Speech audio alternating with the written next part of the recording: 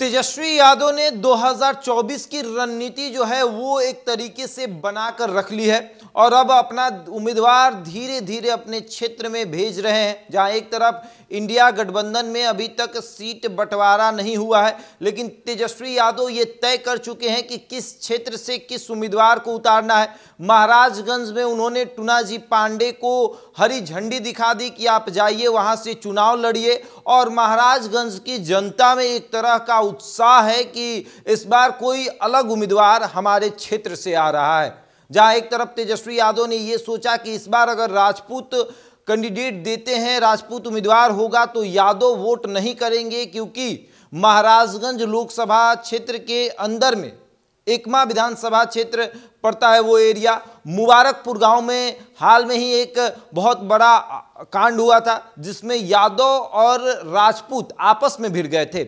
इसको देखते हुए तेजस्वी यादव ने ये निर्णय लिया कि अगर राजपूत को उम्मीदवार बनाते हैं तो फिर यादव जो है वो वोट नहीं करेंगे, यादव को उम्मीदवार बनाते हैं तो राजपूत वोट नहीं करेंगे। तो ऐसे में कोई ऐसा उम्मीदवार लाया जाए जो महाराजगंज की जनता पसंद करे, और महाराजगंज के जनता का मन टटोल कर तेजस्वी यादव ने टूनाजी पांडे ब्राह्मण समाज से आने वाले नेता को सिवान से लाकर महाराजगंज में शिफ्ट किया।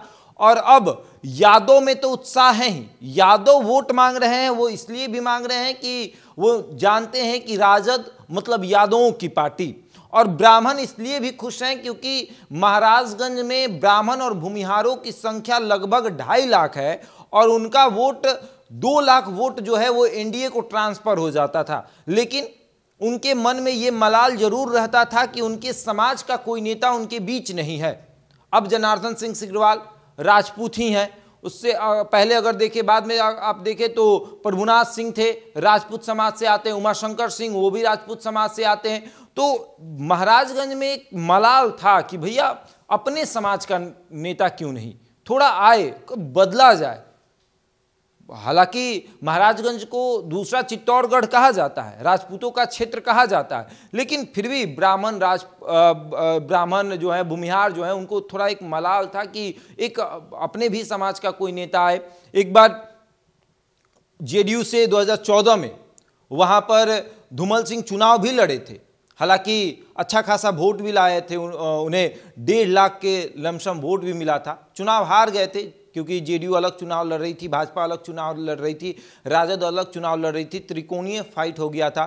2019 में भी लगभग त्रिकोणीय फाइट बनाया गया था साधु यादव की तरफ से, लेकिन वो हो नहीं पाया क्योंकि साधु यादव को बहुत कम वोट मिला था। साधु यादव को लमसम 25,000 वोट मिला था, तो त्रिकोणीय फाइट नहीं हो पाई थी। लेकिन इस बार आमने सामने की लड़ाई होने वाली है, और इस बार जो है टूनाजी पांडे बहुत मजबूती के साथ क्षेत्र में घूम रहे हैं। यादवों के बीच अगर आप जा रहे हैं तो उनका कहना है कि इस बार टूनाजी पांडे को हम वोट देंगे।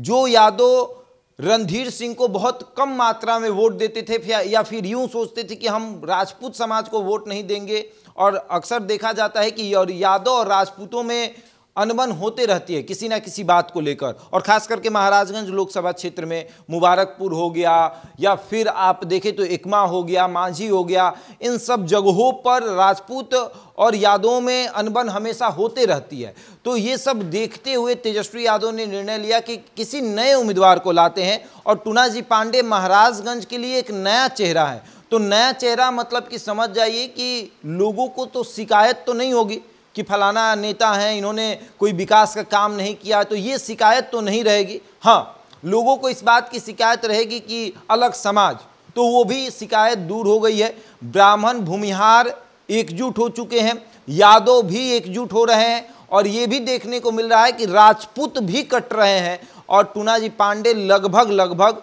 ब्राह्मण, भूमिहार, यादव और राजपूत में से 20% वो तोड़ चुके हैं। बाकी समाज को वो तोड़ रहे हैं, दलितों में भी उनकी अच्छी खासी पकड़ है, और जिस तरीके से माहौल बना रहे हैं। और उसके बाद तेजस्वी का वो 17 महीना टूनाजी पांडे को बहुत फायदा पहुंचा रहा है। वो 17 महीना जो नौकरी का रहा, जिसके अंतर्गत तेजस्वी यादव ने बिहार के युवाओं को नौकरी दी, ये भी फायदा उन्हें पहुंच रहा है। उनका मानना है कि हम क्षेत्र में जा रहे हैं तो लोग ये कह रहे हैं कि तेजस्वी यादव ने हमें नौकरी दिया। अगर केंद्र में भी उनका दबदबा रहेगा तो केंद्र में भी हमें नौकरी मिलेगी, दिल्ली में भी हमें नौकरी मिलेगी बिहार की तरह। अब आगे देखिए क्या होता है। बहरहाल इस खबर में इतना ही। बने रहे हमारे साथ और देखते रहे द इंडिया टॉप।